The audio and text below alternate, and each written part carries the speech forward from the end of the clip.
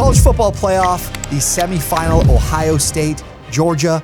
This one, New Year's Eve. I believe this game kicks off at 8 p.m. Avery, if a special lady wants a kiss at midnight and this game's still on, can you take your eyes away from it? It's got to be side-eye on the TV. You're like, sure, honey. And then you just make sure you keep the eyes on the game.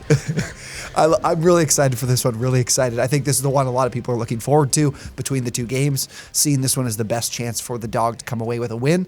And that is Ohio State. That is a 6.5-point underdog in the odds over at BetMGM.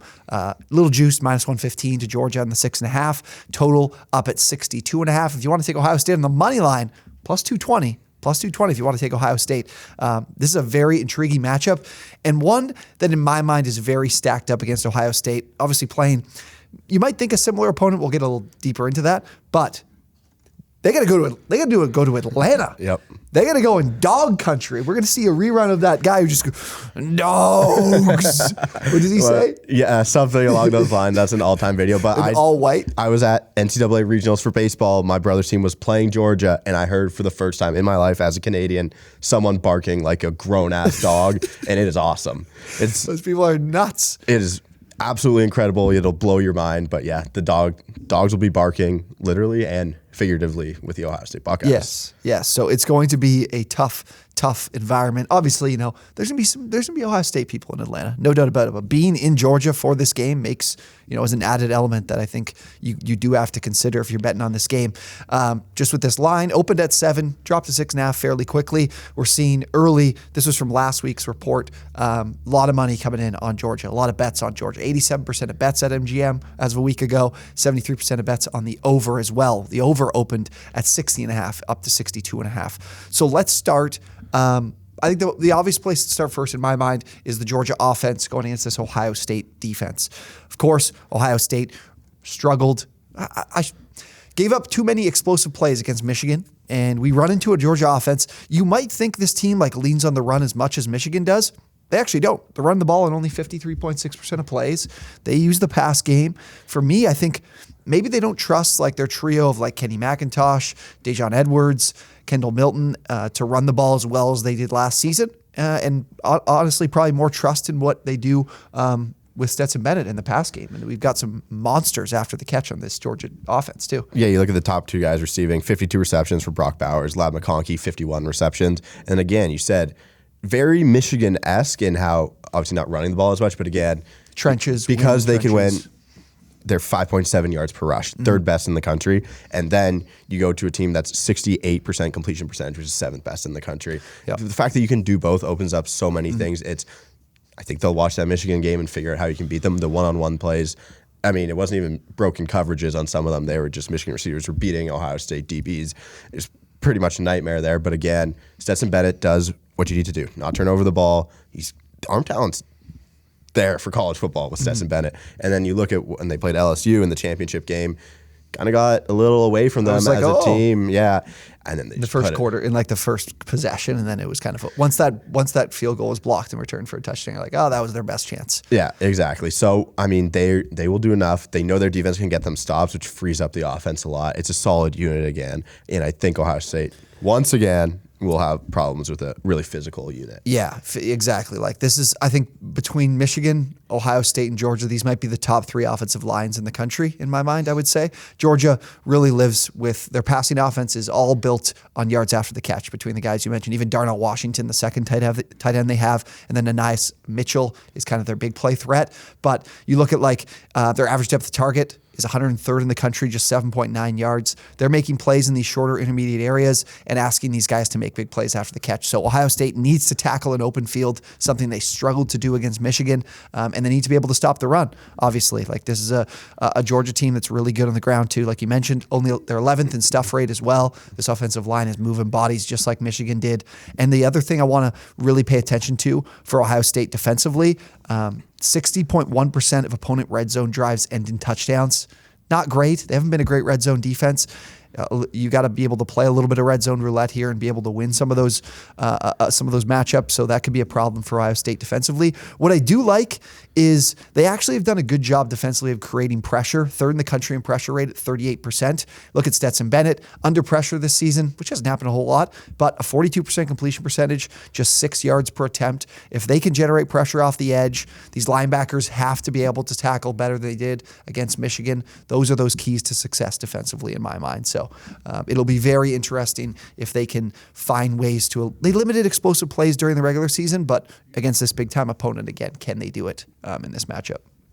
What do you think of Ohio State offensively in this matchup against Georgia's defense? You look, okay, first of all, Jalen Carter on the defensive side. Absolute animal. Maybe the numbers don't totally show everything that he can do. Yeah, he's been hurt too. He is an absolute fucking nightmare. He is a problem. I mean, if he's not the one getting the sacks, he's freeing up other people. Watching some of his tape is absolutely incredible. So that's going to be a problem. Is Aiden Hutchinson-esque as difference is he plugs the middle of the field. Like you think about that Tennessee game, what they were able to do. You watch that game, you see light box Georgia plays in, give them numbers in the secondary to limit Tennessee's explosive passing offense. They'll do the same thing here. Jalen Carter can stop the run on his own. Yeah. Like that's a problem for Ohio State to be able to get vertical in the pass game. So let's look at it from a broader view here. I think Ohio State plays this game going up against Michigan, one of the most pressure-filled games that you can have of the season, right? And now you're the dog. People don't want you in. They didn't think you were deserving, whatever, that type of thing. You're the 4 seed, kind of similar to 2015. We're getting where they got in kind of over TCU, the first ever college football playoff, and they just played free and they were able to win national championships. So as Ohio State, I think they can play free and just open it up. This is a day where you're going to get some trick plays. I mean, the offensive coordinator and whoever's calling plays for Ohio State, you've been thinking about how stale it got in the second half against Michigan. You got sleepless nights over how bad you played in the second half against Michigan. Now you got to redo. If they don't come out with their best offensive game plan, I think they should be obviously not actually fired. But yeah, they never should have been in this opportunity in the first place. So they'll be able to do some special things here. I mean, no JSN. Not playing. I mean, obviously just a wasted year for him. And then Travion Henderson's out as well. But you have guys who can make plays on this offense. CJ Stroud. Now we're talking about, if we're going to talk draft stuff too, Kentucky quarterback, they're like, okay, he's now going to go potentially the first quarterback. CJ Stroud, this is a chance for him to really show out and a lot of people in the building. Get some fucking draft stock up. Yeah. I think so. Like you mentioned with Carter, like we talked about with Carter's the big story. Mayan Williams is going to be that number 1 back from Ohio State. He's a massive difference maker for them. If he can find ways to create against this light box, that opens things up for this team. That's the difference. And Michigan forced them into that. Same thing with Notre Dame. Like they need to be able to run the ball better than they did in those 2 matchups to be able to keep up with Georgia. And then, again, another massive difference maker offensively. Georgia, the best red zone defense in the country. Opponents are scoring a touchdown on just 32% of trips to inside the 20. That's crazy. But Ohio State, the best red zone offense, scoring a touchdown on 76% of trips to the red zone. That is the difference right there. You score on those opportunities to score inside the 20, you're in this game. Undoubtedly, you're in this game for Ohio State. So that's a big one to look for as well. I think a lot of this comes down to the run game being able to. Mayan Williams says he's close to 100% healthy as well after ankle injury against Indiana. That was a long time ago. And that would be huge. He said it hurt him big time against Michigan, which makes sense. Yeah, have Dylan Hayden's a good back too as a second. They have more than a few weeks to get ready for this game, so I think that's going to help them out too. So that's the recipe for Ohio State to be able to pull off this upset. But I think they're very, very much outmatched. But let's get to what do we like in this game? What do we want to bet in this game? I have to do it. I'm an Ohio State football fan. I will say it. I'm going to take Ohio State plus the points here. Plus the points, yeah. I think you can get 7 now. It looks like it might make its way back to 7. So like 6.5 at MGM is minus 6.5. But look at what's happened. Minus 115. For me, look at what's happened all year. Georgia's rolled. They've run into some trouble. I don't think they're quite the roster they were last season. I mean, when you send that many people on defense to the NFL, it's tough to replace it. Yeah, 100%. But on this game, I am on the first quarter. I'm trying to find something I like in this game. I think this is the best play I have. The first quarter over 13. I like both of these offenses between Monken and Day to be able to scheme up a great first drive for both of these offenses. We saw LSU look really good early on in the conference championship game. Ohio State looked really good against Michigan in that first drive. I thought they might have been able to run away with that game early and kind of pissed it away.